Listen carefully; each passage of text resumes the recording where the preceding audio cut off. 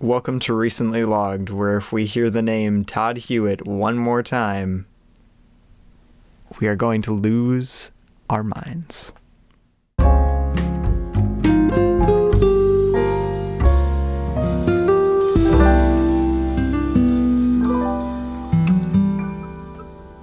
I'm Woody.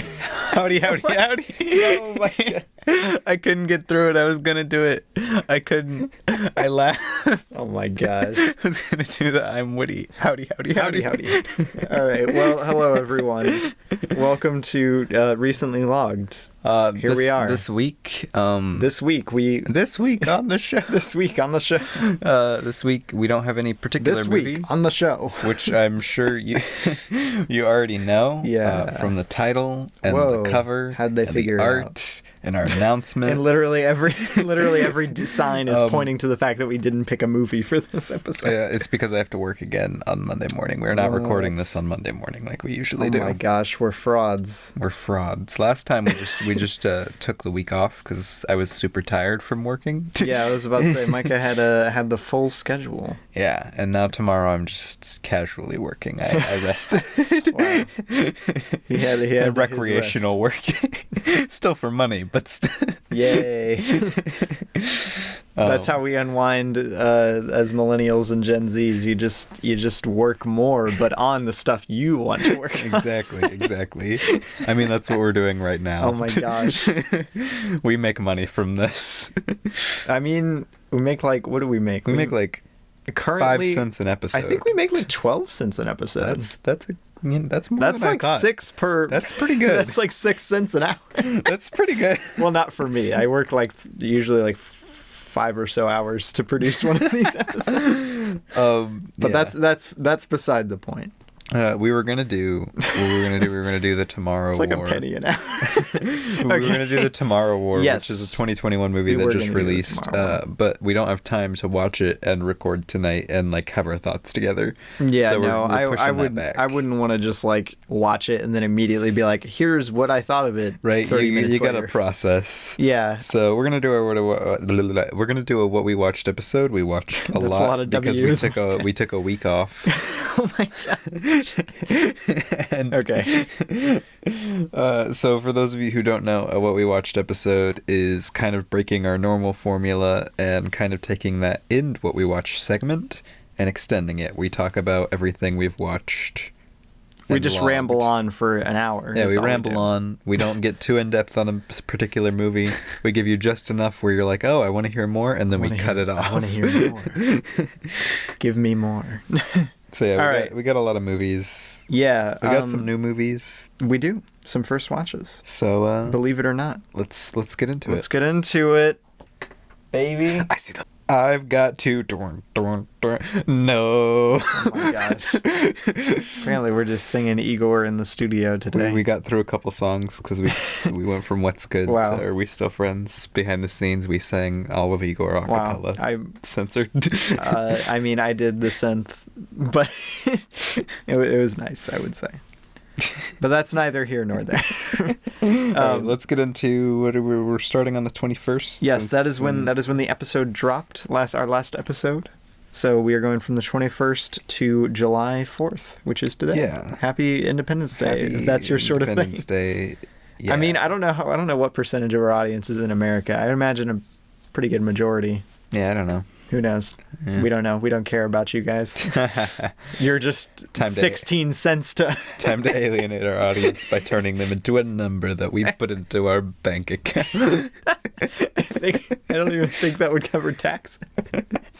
I don't know. My bank account's got like a what was it, like a $1 transfer fee?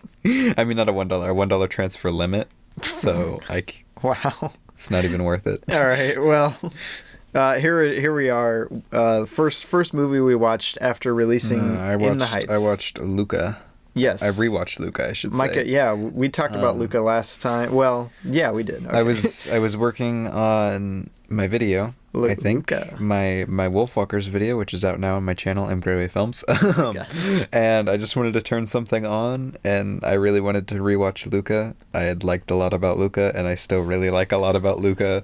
Like, I rewatched it here, and it just reinforced that I really like a lot about Luca. I liked loads of things about Luca. It's probably like one of the best looking Pixar movies. Stop using L. Begin your words. It's killing me. Okay. It's probably one of the best looking Pixar movies I've seen. It's got a really fun story. I really like that it was doing something different from a lot of Pixar movies, even though I'm sure Disney chopped it down some from what it was originally going to be. Yeah. We'll probably do a Luca episode. But still very good. I really like it. Probably one of my favorite Pixar movies now. Whoa. 4 stars. It's a bold claim. So then, what did we watch, Micah? I thought I asked you what we watched. Wait, no. No, I said I cut that part out. I watched Luca, and then I asked you what No, I cut that part out. Oh, he cut that part out. Sorry, guys. We had to go check on something. The podcast is fake. We manufactured it all. Wow. This is all scripted. Our entire dynamic. That's why the transitions between the takes were so seamless. We're not even brothers, actually. We're not even brothers. It's all a lie. We just happen to have the same last name. We just sat down in a studio that's actually a bedroom. Wow. All right. Well, we watched the film Wendy that came out in 2020. Yeah, 2020. And it was directed by, I'm going to butcher this name. I think it's Ben, probably is how you pronounce it. Ben Zeitlin, I would imagine. I don't know. Zeitlin or Zeitlin, one of those. Which I had seen his other feature-length film, Beasts of the Southern Wild, and really loved it. So I was eager to check this out. And I was very curious because I don't know why, but I'm a sucker for like Peter Pan stories. Like literally for I don't even like most Peter Pan I was about movies. to say, Micah, you always complain about Peter Pan. No, I really movies. don't like most Peter Pan movies, but I'm a sucker for a Peter Pan story, and I have no idea why. Wow. I don't even like Hook. He doesn't even like Hook. I've never seen Hook. I couldn't possibly comment. It was just really long. Okay. And lots of daddy issues. But yeah. Yeah, so, Wendy, what'd you think, Micah? It was a really interesting movie. It was not, I didn't know what to expect, but it wasn't what I expected. I didn't know what to expect, but it definitely wasn't what I expected. So there's a lot of really interesting cinematic things in this movie that I was not expecting. No, Ben definitely has a style. Like this was very stylistic. It looked really great. Oh the gosh. Camera was doing Looks 110. Flippin-tastic, man. The cast was really great. Like you could go on about the production of this, because the production of this movie, the production quality is amazing. Insane. Like it looked really good. Yeah. And I really liked the cast, and the child actors were surprisingly great. And there's only one moment of CGI looking bad. And I'm pretty sure I know why it looked bad. Because their little creature thing looked great. But the one thing I think they had to make look bad, otherwise it wouldn't have still been PG-13.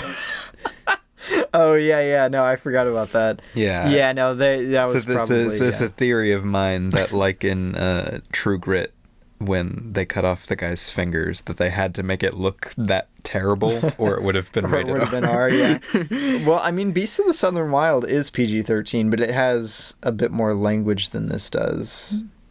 What is this rated? I thought it was PG-13. Yeah, it is. Yeah, it is. No, okay. That's what I said. That's why you said PG, otherwise it would get a PG-13. Oh, I meant to say, no, I said to keep its PG-13. Oh, okay. Oh, yeah, well, I guess that's true. It is kind of extreme. But it was I was really pulled into the beginning of this movie. Like I was 100% on board. It seemed like something like that I would make. It seemed very much up my alley. Yes, it does. It seems like something like 6-year-old you would have written, Micah. Right, it really does. I actually wrote a spin on the Peter Pan story following Wendy. Dang it. But it was a sci-fi. So lame. It was like a horror sci-fi. Ew, not sci-fi. Fantasy is way better, bro. It was really weird. It's way better. Like it starts with her in the hospital. And she's strapped down to this thing, and then she has this out-of-body experience where she falls through this drug trip of a scene into Neverland. What was happening to 6-year-old Micah? I don't know. It was really quite a story. But yeah, no. This movie immediately drew me into everything that was going on, and it probably wouldn't have as much if it wasn't for the fact that it also looked amazing. And then, like, it was a very atmospheric way to shoot the movie, and I really like atmospheric movies. Well, I mean, I'm not the first person to make this comparison, but it reminds me a lot of Terrence Malick movies. It feels like Terrence Malick for kids, is what it feels like. But yeah, no. Where I think the movie started to fall short was actually the story itself. I think once they get to the island, and like once they start like doing stuff on the island of Neverland, is when it really just starts to like, kind of... What's odd is it takes them like a half an hour to get there, man. Right? It takes them a long time to get there, and then for the first like half hour they're on the island, they're not doing much. Yeah, but like still good stuff though. Yeah. But I think what really fell off was like where they took the plot, where they took the hook stuff and everything like that. Yeah. And just the main conflict of the story. I would say like the whole like third act is honestly the weakest part of it, other than the actual ending itself. Yeah, the ending was a bit weird. What? I don't know. It was like the very ending was good, but like the ending at the island was weird. Yeah, it was a little weird. Like I said, it pulls it together really well emotionally. Oh my gosh! So by the end, you're like almost crying at the stupid movie. I was crying. Like what do you mean almost crying? And yes, of course, almost crying. I don't know. I gave it 3.5 stars. Trying to look at what I had as my review for this. Okay. Say something. Oh, okay. I'll just read my review. I said Ben knows how to make an emotional movie. It's gorgeous. Not as tight of a story as Beasts of the Southern Wild, but it's almost as beautiful. I would consider this to be an emotional masterpiece, even though it's not. The emotion always comes through. It's so good. It hits all of its emotional beats so well. Like even if the story, like even with the weird brother story thing going on there, the twin thing with Hook, I didn't like that, but like the emotion of it still hit. Which I would make the same claim for Beasts of the Southern Wild, because honestly, its actual like plot is its weakest aspect. But I think it is a bit more solid. Beasts of the Southern Wild has a bit more poignant things to say than Wendy does. See, the thing about Wendy is that its plot just kind of like chops. Yeah. And like thematically it all was still going, but like okay, we need to move on to another movie. Dang it, I could have done an episode on Wendy. Yeah, we could have done an episode on Wendy. Okay, maybe we will someday. It's for now, I think it's an emotional masterpiece. 3.5. It looks amazing, sounds amazing, great movie. I gave it a 3.5 as well. Okay, so next day I was also working on my video, and I decided I wanted to turn on some movies, and there's no better movie to turn on while you're working on something than Hail Caesar. I will stand by this claim. I mean, it is a pretty fun movie to watch, like, just in the background sometimes. Yeah, like, there's a lot of funny bits, there's a lot of fun songs, and, yeah.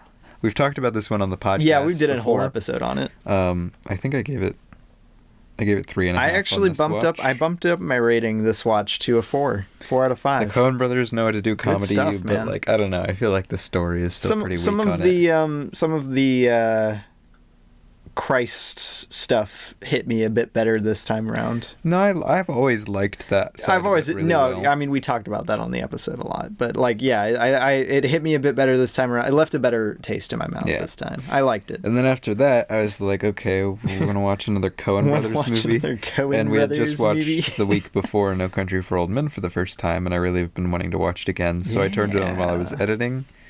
So it wasn't quite the full experience. No. But it was still really, really good. Micah, Roger Deakins is like a genius cinematographer. You're missing so much not watching the actual visuals. Well, I was watching a lot of the visuals. I was just having to look down and edit every once in a while. I still gave it 5 stars. It just wasn't like a true watch, you know?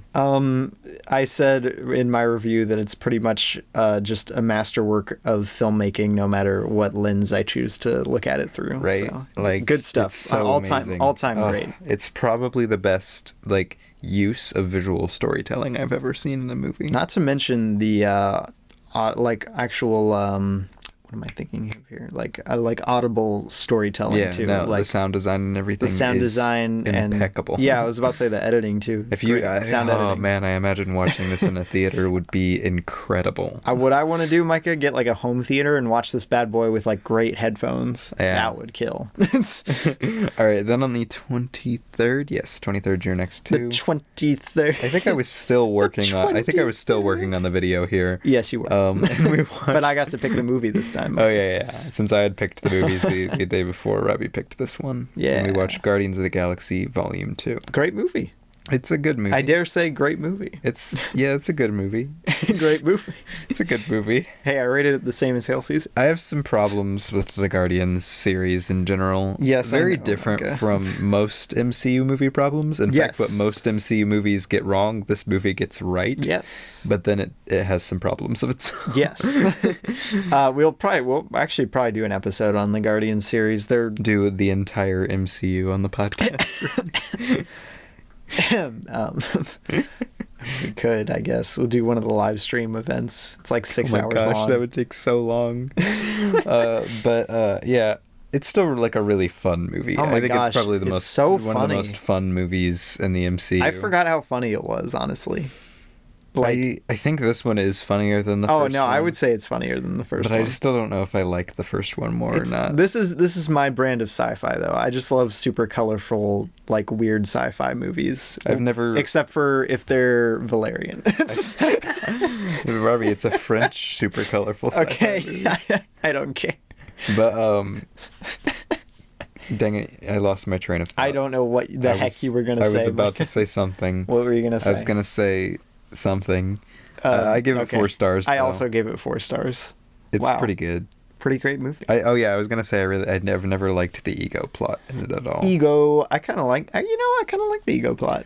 I don't know. It's the weakest part of this movie. Because I but don't like Peter's character in this. Like, I don't like I Peter's character. the idea of his character arc really works. Yes. But I don't really like the execution with him and Ego. Yes, that I would cite that as the major flaw of the movie. I love his arc idea on paper, but the execution here isn't great. Whereas like Rocket, Groot, Oh and my Yondu gosh. are given a 110 in this movie. Great stuff. If it was just them, 5 stars. After that, I think I was still working on the video, and we watched Shrek 2. Shrek 2. Which is Yeah. a masterpiece. We talked about it not really that long is. ago. It wasn't really that long ago. I still can't give it 5 stars, but it was a very solid 4.5. Well, I can give it 5 stars, and I did. I bumped it up this time. Apparently, this was just the like stretch of days where I was just bumping ratings up everywhere. It's literally so funny and Oh my a gosh. perfect sequel, and I don't even know, man. It's great. It's so Great stuff. It's so amazing. Yeah, go listen to us gush about it for like an hour on our other episode. Then after that, you watched a couple things I without me. watched The Lady from Shanghai, rewatched it. I was planning on doing some fan art for it and then realized that I'm a talentless hack who has no skills. But yeah, no, the movie was still good. I gave it a 9 out of 10. Robbie, did you say Orson Welles has all the time? Exactly. I just want a t-shirt that says I'm a talentless hack who has no skills. It's got to have like Orson Welles' face on it. Yeah, that would be good. That would actually be pretty funny. But yeah, no, I loved it a bit more on a rewatch. This was my second time watching it. I didn't like it quite as much as like Citizen Kane or anything.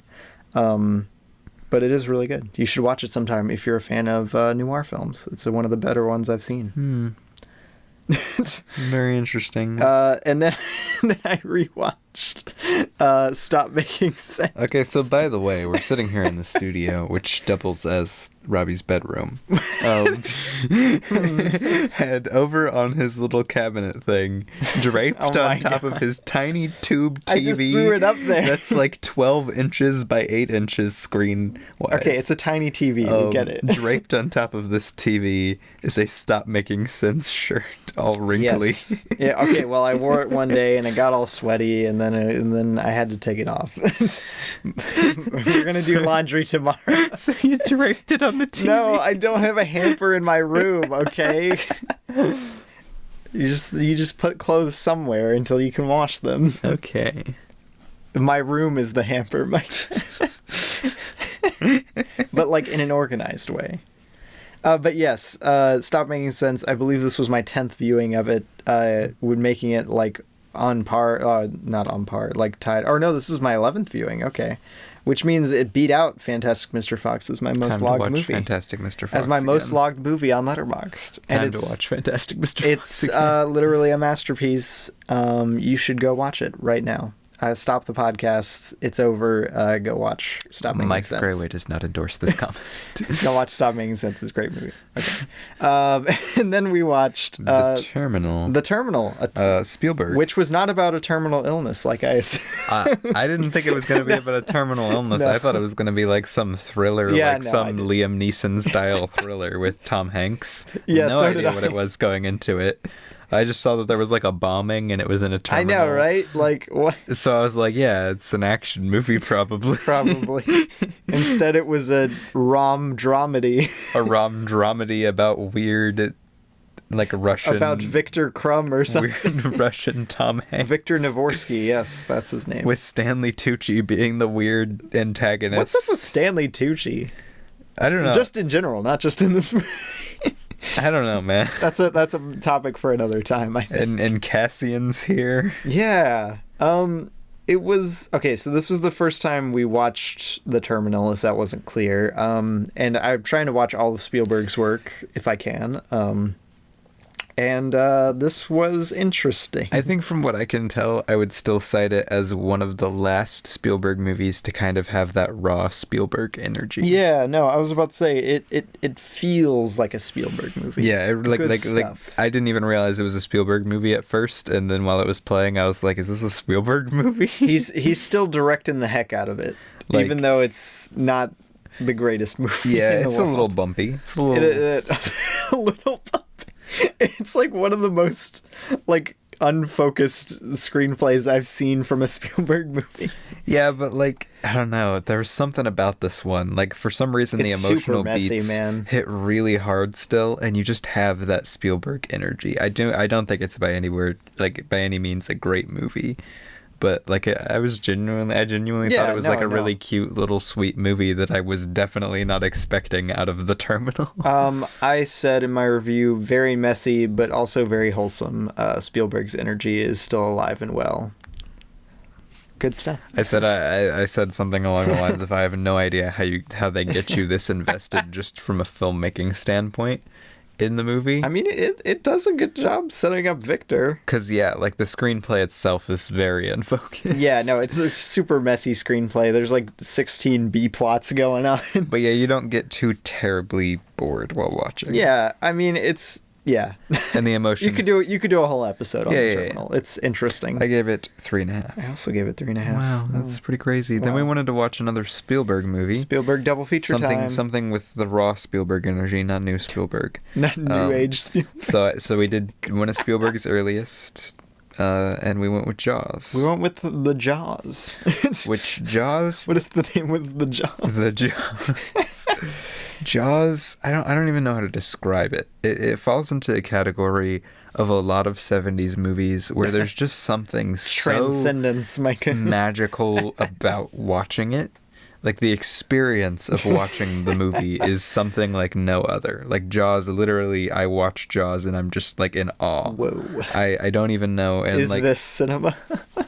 And like the same thing for even movies that I wouldn't call as tight as Jaws, for like Suspiria or Willy Wonka, stuff like those kind of 70s movies just have this feeling of absolute energy radiating from them. The filmmaking energy, Micah. I don't know what it is, but this is honestly one of the most, in my opinion, energetic, like feeling movies Spielberg's ever done. I would cite it as maybe his best direction, like on a movie. It's great. Yeah, it's not my favorite Spielberg movie. No, it's not my favorite either. Not Jaws. Jurassic Park is actually my favorite. Jaws is actually my favorite. But that's just because Jurassic Park is kind of a comfort movie of mine. I might honestly, if I had to pick a favorite of his, I might go with Temple of Doom. Temple of Doom is fun. I just love Temple of Doom. It's so much fun. But yeah, no. Jaws is just like, I don't know, the screenplay is amazing, the production is amazing, but really what it boils down to is just like when I watch it, I'm just like, oh my gosh. how do they not make movies like this anymore? What was going on? That's my question when I watched Jaws. Yeah, this was my second watch of Jaws, actually. I think it was like my fourth. Oh my gosh. I rated it 5 stars. I said I want whatever Bill Butler was on when they shot this. Also, I mentioned how fantastic the performances are, which they are, like, amazingly good performances. Oh yeah, they fall into that iconic enough performances that you can make fun of them without not liking the performance. They're just that, like, they're good enough that they, like, stand on their own, like, enough to mock them as a character rather than just like a person doing a bad job. Yeah, acting. Exactly. Like we said with Daniel Plainview from There Will Be Blood. It's such a good performance that the character just feels like its own entity to mock. Right. It's great. Then after that, that's good acting. That is good acting. But yeah, I gave Jaws 5 stars. I also gave it 5 It's a masterpiece. Stars. Yeah, great stuff. Don't know how it wasn't rated R for its time. Though. I know. I will There's stand so by that much claim. Blood. There's nudity. There's blood. Nudity. What's going on? There's language. We got it all. What's going on with Jaws? Okay, well, yeah. After that, we watched The Hidden Fortress. Akira Kurosawa. Akira Kurosawa. Try saying that 5 times fast. It's the movie that Star Wars: A New Hope is based off of, the original Star Wars. Yeah. And honestly, and I may get my Star Wars card revoked for this. I don't know. Did you have a Star Wars card? I used to be like. Never told me. I used to be like the biggest Star Wars fan. Whoa. But this is honestly much better than A New Hope. In my opinion. I don't know if I'd say much better. I think it's either on par or. But I've never been in A New Hope. You haven't seen the light on A New Hope yet, Micah. But man, this is the first Kurosawa movie I've ever seen that uses. It's not called CinemaScope in Japan. CinemaScope. I don't remember what it's called, but it's essentially the same idea because usually his movies are in 4:3. Yeah. And this one was not. This one was in a wider aspect ratio. And Kurosawa has always had amazing looking movies. Oh my gosh. And it was movies always look so good. It was just so enhanced by this. Like switching the aspect ratio like this is so amazing for this movie especially, but just the style. Yeah. And unlike most Kurosawa movies, which while are usually like masterpieces, they're very slow melodic masterpieces. Meditative. kind of dry, not dry, but like I would say dry. Yeah, kind of dry, but in a good way. Yeah, not a bad dry. I'd like. Yeah, it gets you into what the movie is going for. Yeah, kind of dry. Good. This movie was popping off in terms of energy. Oh my gosh, it's literally hilarious. This is the funniest. I think this is the funniest Kurosawa movie. It's funnier than A New Hope. Oh yes, it is. I don't know what they were on when they wrote it. Like it's got so much energy, and it while it's really long, I think it's pretty long. Yeah, it does not feel long. No, in it really terms doesn't. of Kurosawa movies, especially. It speeds by, man. Yeah, I was about to say, take like Rashomon, which is one of his shortest movies. It feels like twice as long. Then again, I'd call Rashomon one of his worst movies I've seen. Yeah, it's definitely the worst one of his I've seen. But like, still, all of the great stuff about Kurosawa is still here.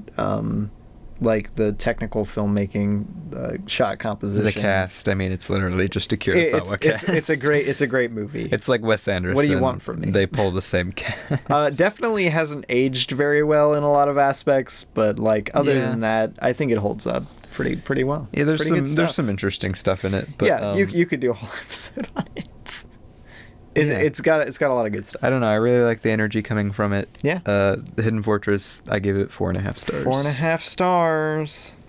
Well, are we just rating everything the same? Apparently, we are just rating everything the same. Either I rate it just 1.5 star higher than you, or we just rate it the same thing. So after this, though, we rewatched The Matrix. The Matrix. No. Yeah.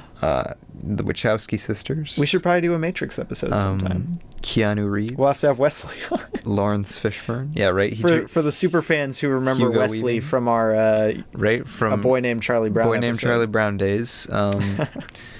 Wesley has been trying to get me to watch this movie for years, and I had never had. And then this year I did for the first time. I thought we watched it last year for the first time.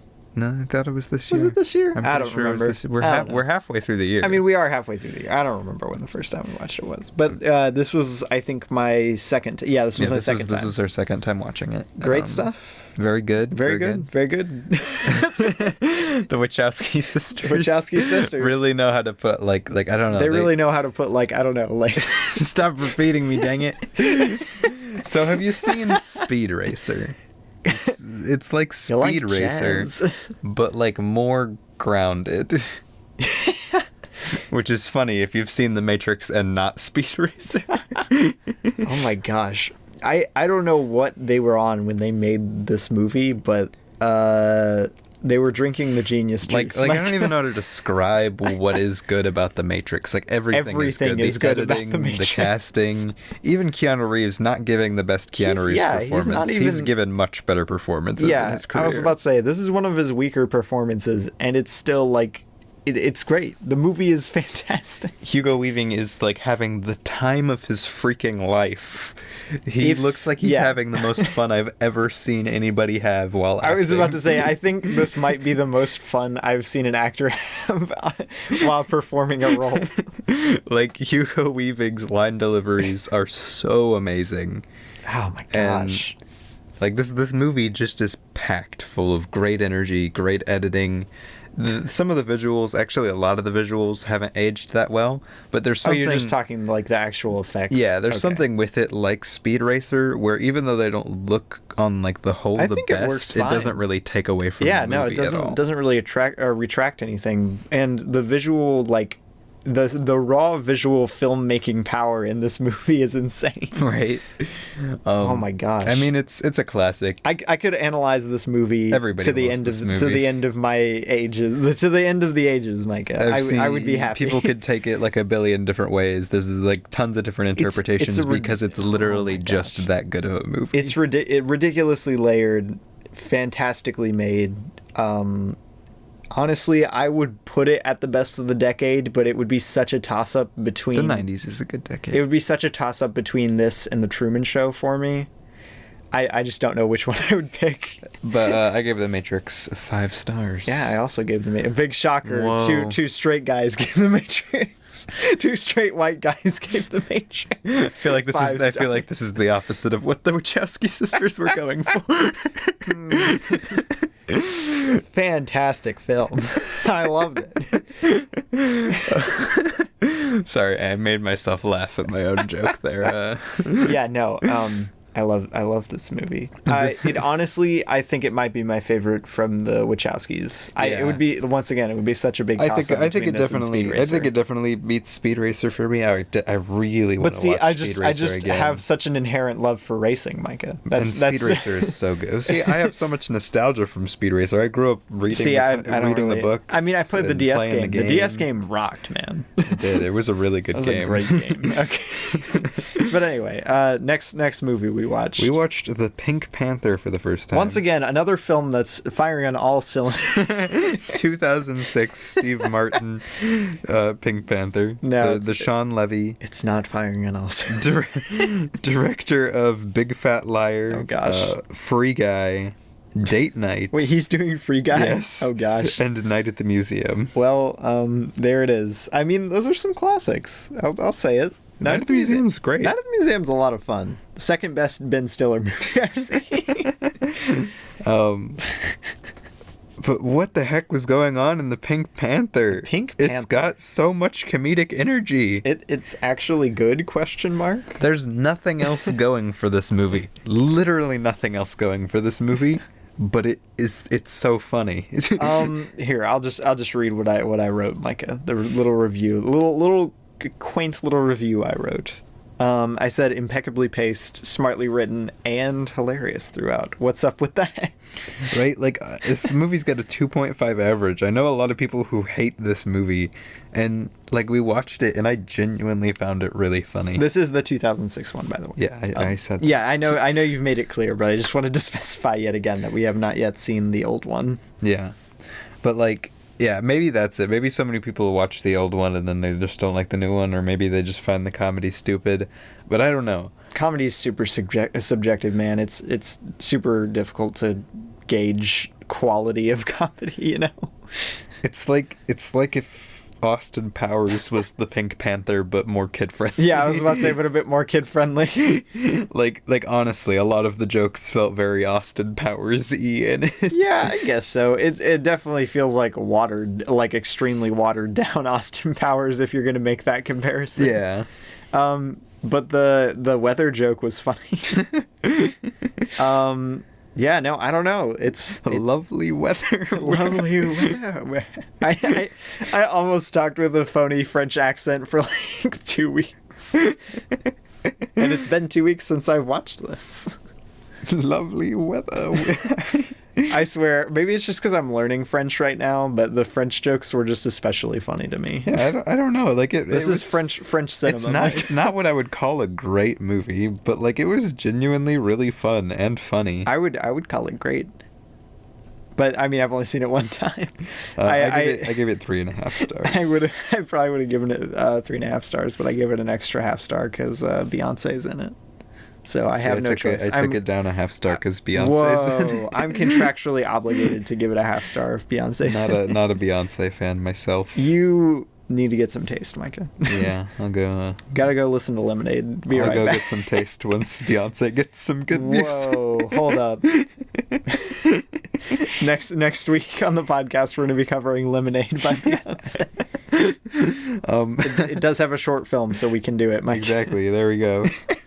But after that, we watched The Secret of Kells. This was a rewatch for me. Secret of Kells. But I hadn't seen it in like 10 years. Yeah. I watched this in history class because a substitute teacher came in and was like, yeah, it's kind of based on history. Let's do it. It's kind of like history if you really think about it. There are definitely some direct parallels to history, including the Book of Kells. What is that? What The Secret of Kells is, Micah? Whoa. What? But I'm not. I don't know. I really like Cartoon Saloon. I had actually just come off of doing a whole video essay about animation Wolf Walkers, studio, which is a Cartoon Saloon movie. We've done an episode on it. We did an episode on Wolf Walkers. We did. A great studio. They've put out like nothing but fantastic movies, but honestly, I think I would call this one it's the studio's worst. But I don't even like using worst. I think it's its most sloppy feeling. It's its weakest. And I don't know if I'd go so far as because worst implies that it's like bad. No, it's not bad, but it's not as put together as any of the rest of Cartoon Saloon's movies. Was this their debut? Yeah. Yeah, no, this is what they started the studio for. Yeah. But I think here's Schifferless put it in his review. He put it and he said absolutely enchanting animation, but it feels like an unfinished beta version of Song of the Sea and Wolf Walkers. And it really kind of does. Like it's using so much of the same cinematic things, similar character concepts. That's true. And so much like just similarities cross over to the movies, but I feel like this one has a really big pacing problem. Girl who turns into wolf, Mike. Oh my gosh, it's like they're all based on Irish folklore. But yeah, no. I mean, I said here's what I said. I said I wish it was tighter so it could earn a masterpiece status in my eyes, but I still loved it nonetheless. Absolutely gorgeous animation, and the third act was genuinely fantastic. Yeah. I think. I gave it an 8 out of 10. What I really like about this movie is I think it's honestly one of the most visually startling of any of Cartoon Saloon's movies. Looks great. I think it's one of the creepiest of their movies by far. Yeah, I would say so. I would say it's definitely their creepiest. Like the visuals and everything stuck with me from when I was like watching this when I was like 6. So like I remembered so many of the scenes and how they looked and how visual they were, and like Cartoon Saloon has always done absolutely fantastic visuals, but I think because they were so new, they were even more willing to just try anything with this one, and I think it gave it a really raw feeling in its animation. Not like raw like Wolf Walker's kind of raw feeling in its animation, but like a raw Cartoon Network in the 90s feel. Yeah, that's what I would cite as a pretty big aesthetic similarity between this and like 90s Cartoon Network. Good stuff. That's high praise. 90s Cartoon Network is like peak TV animation. I think my biggest problem with this movie, though, is its story, the way it's structured and everything, the pacing in it. Yeah, it definitely has some screenplay problems. I think that but time jump is really rough. I think literally almost every other element works amazingly well. Yeah, I give it 3.5. In all honesty, it probably should be a 3.5, but I really loved it, so I gave it a 4. Cartoon Saloon is fantastic, no matter which way you turn it. This was their opening movie from a teeny tiny studio. It's crazy. Yeah, you should go watch it. Good movie. Go watch all of Cartoon Saloon's movies. I was about to say, go support all of their movies. Literally all 4 good. They're all great, surprisingly. And go watch my video about Wolfwalkers. Wow. Okay, Mr. Self-promotion. Yeah, and also on Redbubble. If you go Grawey Films on Redbubble, you can find my my art/merch for my channel. And you can buy the poster I designed for Citrus on there. Indeed. Yeah. I should put a recently logged up there so we can sell. Hey. Anyway. Yeah. Next we watched. Next I watched. Oh. Wrong. I don't remember what I don't know. I graduated high school. I don't have to remember the name of what kind of words those are. But I watched West Side Story, the new Spielberg one.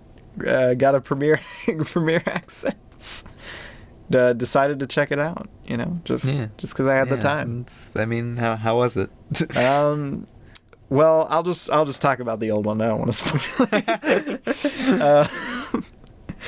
it. Yeah, I decided to turn on the 60s one for the second time because I remembered it being really good. That's it? That's all we got? What did I say about it? I said it's a visual masterpiece, and it is. Like, honestly, it's some of the most ambitious, like, filmmaking I've seen in a movie musical, like, ever. It's kind of crazy, actually. Best Shakespeare adaptation movie? Question mark? No.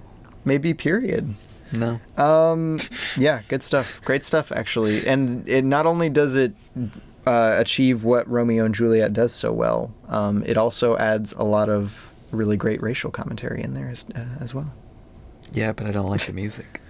Well, then you need to get some taste, Micah. You need to become more of a theater kid and learn to love every musical. I'm literally actually a theater kid, and you are not. But I do not like West Side Story. You need to appreciate it, Micah. Anyway, that, we watched Minari for the first time. It is a 2020 Korean-American movie. Yeah. Which I was very excited about. I wanted to go see it when it came out. It's an A24 movie. I was trying my darndest to go watch this when it was in a theater. And it did not happen. No, it didn't. But it came out in a rough year for theaters. Yeah. But man, Minari is something special.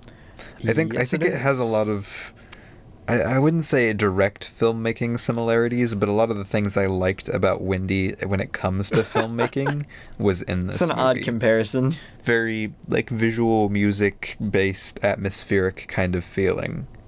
And I suppose. I don't know, I felt like its use of color was similar to Wendy as well. But, like, it's a really interesting movie. Like, I think I really want to watch it again before I could give full thoughts on it. I can't wait to rewatch this bad boy because we had to stop it like 2 or 3 times in the middle of the movie, which was really unfortunate. With a pretty long break one time. Which was really unfortunate for the end of the movie pacing. Oh my gosh, we stopped it like right in the middle of the hospital. I mean, yeah, there was a very important reason for why we stopped. Yes, no, I mean, like, I wasn't gonna. I can rewatch a movie anytime. Yeah, but yes, the ending of this movie is so perfect, and I didn't know what I felt about the movie. Like, for a lot of it, because a lot of it's one of those kind of movies that doesn't really... It's a slice of life movie. Yeah, it's a slice of life movie. It doesn't really come together until the end. Slice of life movies. And man, it's so well done. I really just want to watch it again. Yeah, no. But the cast is amazing. The filmmaking's good. I think I put in my review the accurate representation of how creepy and weird and frightening Americans can be. Oh my gosh, Americans are weird. They're whack. They're especially crazy. especially in Arkansas. Oh my gosh. Yeah, no, I deeply sympathize with the people. Right, in this you're movie. like, yeesh. Yikes. I got secondhand embarrassment, man. Not great. Yeah, but man, that ending scene. It really, it really does. I think I would put this amongst like the best film endings out there. Yeah, good stuff. Same. Like, it's so good, and the score is phenomenal. I saw one of my friends say that they didn't like the score very much, and What? I'm like, how is that even possible? I added almost every song of the score to my my scores How is that playlist. even possible? Please, America, explain. Like, what the heck? Yeah, no, great movie. We need to rewatch it, and then we'll probably do an episode on it. Outstanding cast. Yeah. Great filmmaking. I said beautiful score, beautiful performances, beautiful film. I gave it 4.5. I also gave it a 4.5. Then later, that very same night. Mere minutes. Mere minutes later, after perfect ending of Minari. We watched the most highly anticipated movie of all time for every Tom Holland and Daisy Ridley stan. Is it just like for both of their stands, or like specifically stands for specifically people who stand both of them? It's the crossover of standing. Okay, that's like not very many people. That makes this movie the most anticipated. We watched Chaos Walking. Yes, Doug Liman, director Chaos of Edge Walking. of Tomorrow, which I would actually call a pretty good movie. I want to see it. And also The Bourne Identity, which I would call a not very good movie. Yeah, Chaos Walking, not good. Not even close, really. Not good movie, bad movie. Tom even. Holland wasn't the worst in this. He performed what he was given to perform. Right. That's what he did. So to explain our opening joke, if you haven't seen Chaos Walking, I didn't know what Chaos Walking was about. Oh shoot, exactly. yeah, the opening joke for the episode. Yes. But like it's about these people who are on this planet that's not Earth, and all of men's thoughts are on display or whatever. People can hear what they're thinking. Yeah, I was about to say see what they're they thinking. like project their thoughts like visually and audibly. And throughout the entire movie. Oh my gosh. To try and hide his thoughts because he's an insecure chap. And I actually kind of liked some of the masculinity stuff in this movie, but it would just but literally every it's other like, aspect of the movie I said in my review. So I said in my review, I was sitting there thinking, there are some cool concepts in this movie, and then I remembered it was based on a book. Yeah, the book is probably much better than this. But throughout the entire movie, the whole movie, an insecure chap. The insecure chap, to hide his thoughts from people, he constantly repeats over and over and over in his head, I am Todd Hewitt. Which, that's his name. I am Todd Hewitt. I am Todd just Hewitt. Literally on a loop. I am Todd Hewitt. Luckily, it's at least a new performance from Tom Holland, I think, every time he says What if they just like got one audio bite and it just looped over? I am Todd Hewitt.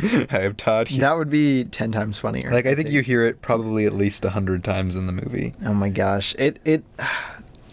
You could do a whole episode on this movie. Your mind breaks while watching this movie, and not in a good way. It butchers its themes so bad. Right. And they made me not like Mads Mikkelsen. I was about to say, somehow Mads Mikkelsen in his ginormous fur coat could not save this movie. Right? Like that alone, Mads Mikkelsen in a giant fur coat in a semi-Western themed movie should be the greatest thing of all time. I was about to say, how is this not great? And then I wanted to like it. I wanted to like it so bad. I actually like Daisy Ridley quite a bit. Yeah, like I'm a Daisy Ridley fan, I could say. One might say. I haven't seen her in much, but like, yeah, I like her. Yeah. But no, this movie ain't it. And for having Tom Holland nudity in it, should lose all the points. I think I was looking down. Luckily, good for you. Yikes! I regret. It's the last thing literally anyone should want to see. And should ever want to see. Yeah, no, I just think the projecting thoughts thing is such a terrible idea to bring over to film. Right, like it's just such an annoying. It's such an annoying thing in mediums, this. I should say. Like I honestly was just annoyed like 10 minutes into this movie. I'm like, please shut up. You could pull it off well, but I imagine that works so well on page. Like, because in a book narrative, you're used to hearing people's Exactly. thoughts. You're used to reading people's thoughts, but now the other characters can hear them too. Works. And Exactly. like it's kind of smart from a book writing, like, oh, that's a neat idea. But on film, it's just this mass of noise. And it's called the noise, don't you know? But it's just annoying. Play Solid Wall of Sound by A Tribe Called Quest.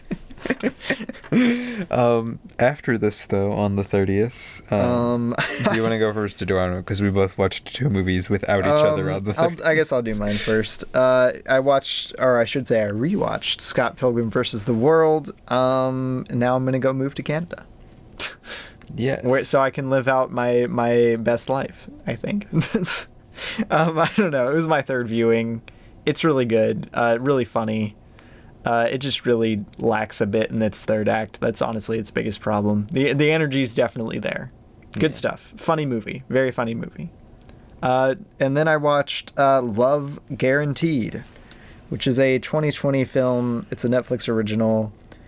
Love Sure Was Guaranteed. Love Sure Was Guaranteed. Wait, is that What's Her Face? Who? Which What's Her Face? Who are you talking about? I don't know. I recognize her. Rachel Lee Cook. I don't know if I've seen her in anything else. I recognize her. She did look vaguely familiar though. I don't know why. I never. She's in the old Nancy Drew movie. Maybe. I don't know. You've seen that. I have not. It's a good movie. She's in Josie and the Pussycats. Oh, dang it. I want to see that. Okay. But anyway, Love Guaranteed. It was fine. Like almost painfully formulaic. Not very funny. But like it was. Other than that, it was all right. Whatever. Who cares? It was a Netflix movie. Wow.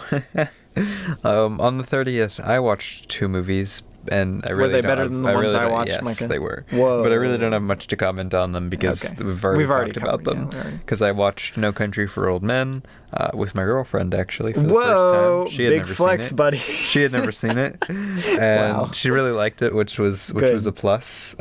Taste. And I don't know, it's still a darn perfect movie. I still gave it 5 stars. And Micah lowered it a half star. And then I watched Luca. With my girlfriend. Wow. She had never seen it. I'm noticing a trend. And she really liked it. And I still think it's pretty darn good. And I don't know, like I want to say this one more time on Luca. It has a certain magic to it that I don't know how to describe. Micah keeps talking about magic and energy this episode. more so than pretty much any other Pixar movie I've seen besides like Ratatouille. It has that kind of the Ratatouille. That like I don't know, that like personal connection to me that doesn't feel as manufactured as most movies do. But yeah. Still 4 stars for Luca. Well, there you go. Oh boy. On the 2nd of July, I watched oh boy. a certain Criterion flick. It's considered the best Criterion movie. Widely considered to be the best. It has the highest average on Letterboxd and on IMDb and on Rotten Tomatoes. And everywhere. It is the ever famous and infamous Jellyfish Eyes. If you ask anybody what their favorite movie is, they will say this movie. Yeah, bad movie. Cool character designs, though. I'm a huge fan of Takahashi Murakami. Wait, hold on. Wow. Murakami, yes. I always forget how to pronounce his last name. I'm so used to just reading it. Yeah. Graphic design-y boy. Graphic design boy, very famous Japanese artist. Most people in the design field probably already know of him. And if you don't, you probably know his work. You've seen his work somewhere. And I think he should have just stuck to design. He could have put this movie into any other medium. Literally and it would any have other been artistic medium, like a comic book, or heck, even just an animated movie rather than a live action one. It would have been better. Or a show or something. Like this would have made a killer show. This is like kind of some similar elements to Digimon and Pokemon in it. Yeah, no, it is. And you could have literally just made it a show like that.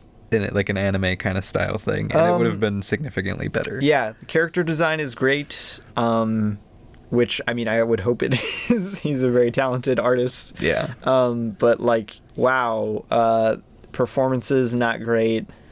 The CG looks really bad. I still don't know. I still don't know who decided to make it live action. No, to put it in the who asked. Oh, the for Criterion that? Collection. Who paid I don't for know. that? I don't know who. I don't know what.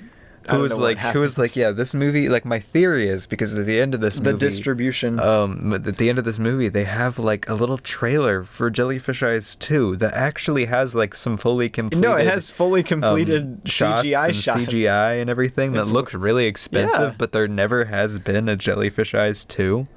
I would honestly be super interested to see the sequel to this movie. And I really wonder if this movie just didn't perform well, so then they tried to get it into the Criterion Collection to try and get, like, a cult following going for it to where they could raise funds. I mean, most of the time when a film goes into the Criterion Collection, it's usually because it's just hard to get your hands on a physical copy of it, is a lot of the time what happens. Yeah, I don't know. Or at least a good quality physical It's just really weird, like, that it's in the collection in general. Yeah, no, it's not great. There are some good aspects to it, but I don't know. I could do an episode on Jellyfish Eyes someday. I don't know. They really just need to make an animated version. And I felt really bad too, because if you watch the production little video that we watched on the Criterion channel, they put so much into it. They were putting so much work into it, and like they were down to the wire on getting some of the stuff they needed to out for it. They were trying to do their best to save budget. Like, it seemed like a really crunched production. Yeah, I said here's my main criticism of it. I said the story is pretty half-baked and contrived, filled to the brim with common tropes for its kid befriends monster genre without much emotional substance to make them effective. That pretty much sums it up. And some kind of cringe stuff mixed in there. Dude, what was up with that one guy's friend being an anime girl? Honestly, one of the most unexpected developments of the whole film. So I didn't watch the whole movie, but I caught some interesting stuff in it. So you really these did. little friends things are these little things you give to kids, and it's supposed to pop out like they're this, like the Pokemons of the universe. This little like Pokemon-esque monster that's supposed to befriend the kid forever. And it's designed. It's the manifestation of the child's like energy is what. And this one child gets like this anime girl that's like straight up like. Oh gosh. Exactly what you'd expect from an anime girl. It's like Tifa all over again. Right? It's like almost Tifa level anime girl. And like you're like, what the heck is wrong with this child? Micah, his one defining trait is that he plays video games all day. Oh no. They're coming for me. But yeah, Jellyfish Eyes, flawed movie, still has some fun aspects to it. Like I said, I really love his character designs. Great stuff, but bad movie. Yeah. Then on the 3rd, we watched The Hunchback of Notre Dame. It was a rewatch for me. It was a first watch for you. First watch, baby. And, you know, Lindsay Ellis's video does a really good job. I'm going to watch that. Movie. I'm going to watch that tomorrow, actually, Lindsay Ellis's video on this. She does a really great video on this. Because I'm very interested to see what she had to say. But this is one of the weirdest, probably just straight messiest movies I've ever seen. It's so odd. Because it has some of genuinely what I consider some of the best music and even visual aspects of a Disney film. I said in my review, I said the music and animation are stellar. Some of the other elements, not as much. But then, yeah, you have this like super dark story for a quote unquote kids movie, like a super dark story based on real events. Ridiculously dark story. Actually, I wouldn't want I don't want a child to hear this story if I can avoid it. With like themes of like lust and religious turmoil and mass genocide. Murder. Yeah, mass genocide. And you're like, what the heck is going on in this movie? And then you have George Costanza Gargoyle. And like weird over-sexualization of their one main character of some ethnicity, a very over-sexualized ethnicity, and like it's a bit troublesome. They make honestly. jokes about the Paris burning down and genocide of why did I just lose the name? The Gypsies? Yes. They make jokes about, like, George Costanza Gargoyle puts a hot dog out towards the burning, screaming Paris. And he's like, Paris is on fire, but at least there's love. Am I right, Jerry? Am I right, Jerry? Oh my gosh. Yeah, no, it's It's troublesome, I think. Yeah, I don't know. I think the best thing that came out of this movie was A, the music, and B, Yes. Lindsay Ellis's video. Yeah, no. Fantastic music. Some of the best music I've seen in a Disney movie. Dang, Hellfire is such a powerful song, and like even on a visual level. Yeah, no. It's great. Like I thought I was watching Amadeus for a second. It's a darn good movie with some very, very deep flaws And a huge tonal problem. and a very big tonal problem. Yes. But yeah, no, it was an interesting first watch. I will say that. I'm looking forward to revisiting it someday, not soon, but someday. I gave it a 3.5 because there is so much that I like about it, but I don't know. It's kind of a weird 3.5. Yeah, it's weird, man. It's a weird movie. And then also on the 3rd, I guess. Yeah, No, No, it was on the 3rd. This was the 3rd was the 4th of July celebration for the city. Yeah, but that was yesterday. How did we watch Hunchback? We watched it at like 1 a.m. Okay, dude. okay. Oh, right. So yesterday we watched Over the Garden Wall again Over the garden wall. with my girlfriend. Yeah. She has seen it before several times. Yeah, 7 more times than I have. She actually, this is pretty cool. Yeah, this is not to flex or anything, but this is pretty cool. No, this is like, so as a present, she made me this, I'll call him Jason Funderburker. Let's call him Jason Funderburker. That's his true name. But the frog from Over the Garden Wall, she made a whole stuffed animal, like an actual stuffed animal. Hand sewn. And gave Not him to me for a present, and yeah, I thought that was really cool. But Over the Garden Wall, it's one of my favorite things ever. Favorite pieces of media. And I made a video about it, and that's actually my most popular video I've ever made. I don't know if it's Hey, I made the thumbnail for that video. I don't know if it's actually that good of a video. I don't think it's great, but that's just me. I think it's a bit too scattered. No, it is. But you should go check it out, because it's almost got 9,000 views, apparently. And a lot of people love it, so well, there you go. I love Over the Garden Wall. I'm an avid lover of Over the Garden Wall. We were talking about the music in Hunchback being good. Oof, every song in this is so good. Yeah. I could talk Great about stuff. this for. I was about to say, have we not done an Over the Garden Wall episode yet? No, remember I didn't want to do one at the time because I was working on the video. Yeah, we should do one in fall when we hit fall. Which, like, I don't know, man. It's a masterpiece. It really is. It's just in every sense. And I really do think because the production was really, it was a messy production for this, and they had to cut a lot of what they were originally going to put in, but like it doesn't take away from it at all. It's the Odyssey for millennials and Gen Z. Pretty much. Except for like not the same plot, but same general vibes, Micah. I gave it 5 stars. It's sitting in my top 4 favorites on Letterboxd. I also gave it 5 stars. Great stuff. My 3rd time watching it. It's like my 10th time watching it. I don't know. I wish I could make that claim. I haven't logged it on Letterboxd hardly at all because I watched it usually split up. Miss Langtree, I will rewatch this over and over again. Just for her. Just for her? Just for her. Just for her. Yeah. That's troublesome. Whoa. What about... But anyway. What about that no good two-time? That no good two-time and Jimmy Brown. Not to mention the wild gorilla. Not to mention the wild gorilla on the loose. Oh my gosh. I swear. Over the Garden Wall, very good. If you have not watched Over the Garden Wall, I highly recommend that you go watch it. It's on HBO Max and Hulu, I think. Maybe. I don't know.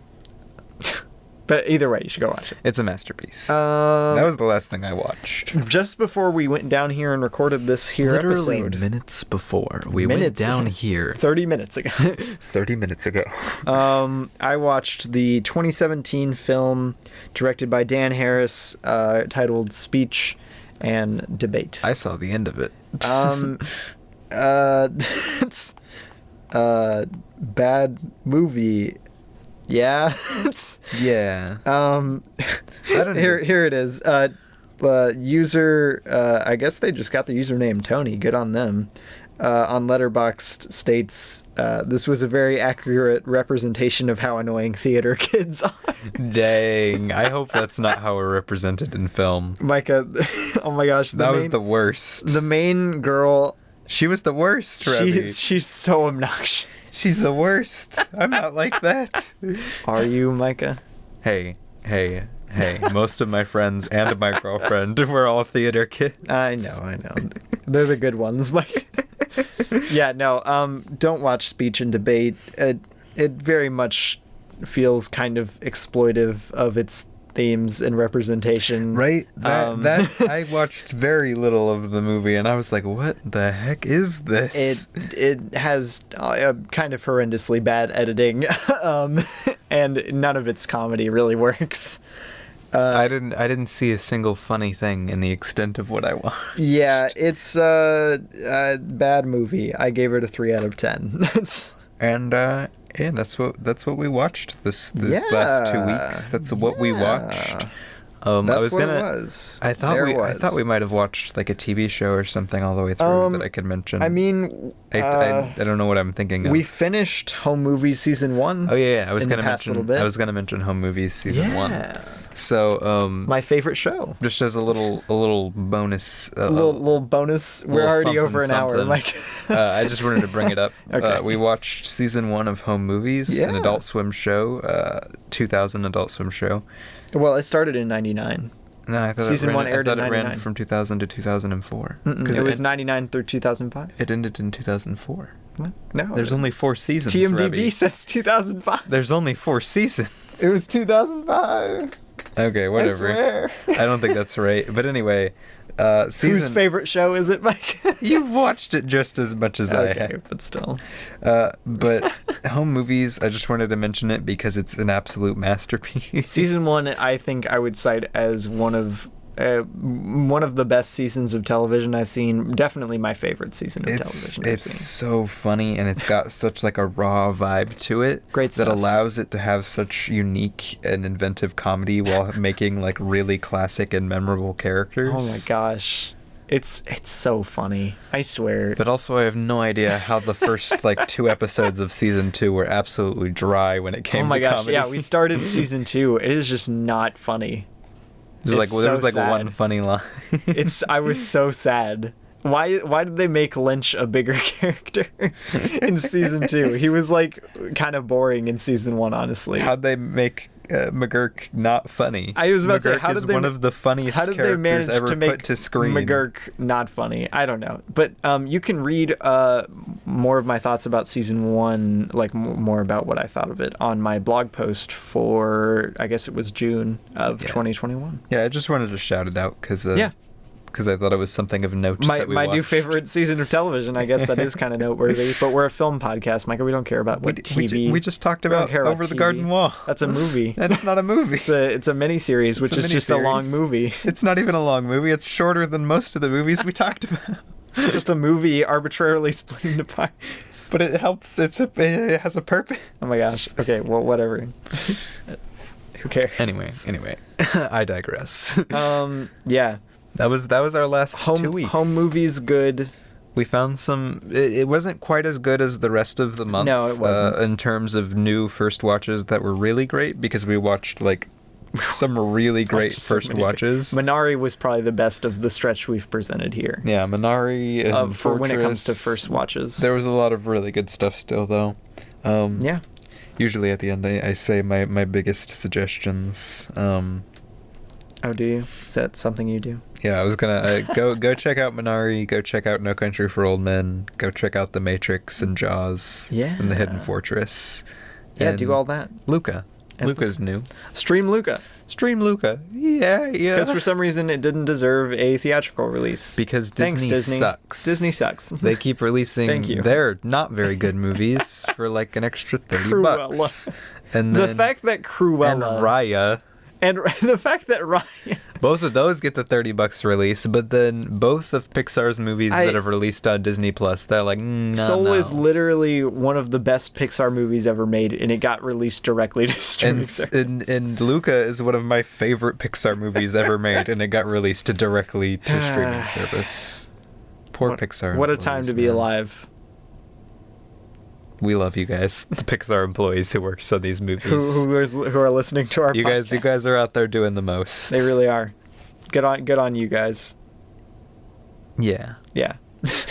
All right. Well, we'll catch you in the next one where we'll probably most likely be doing the Tomorrow War, which for some reason I can never remember the name of that movie. It's got a crisp rat in it, Robbie. It's starring a crisp rat.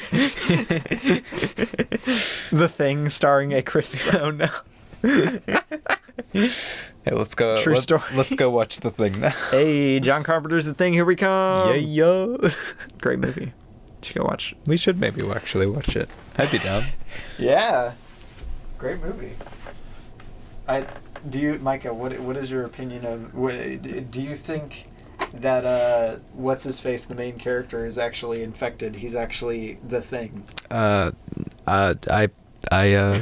personally do not subscribe to that fan theory. What? Really? I do not think he is the Thing. He's acting so sus the entire time. You see, the thing is, he's smart the whole time. He burns a lot of them. But Micah, the creature can perfectly imitate him. And I think he's just too cool to be the Thing. His cowboy hat was too large. His cowboy hat is too large to impersonate. Wow. All right. Well, we'll see you guys next week. Goodbye. Avi to say. Farewell. Adios. Bonne nuit. I I don't know any other goodbyes. Gosh dang it.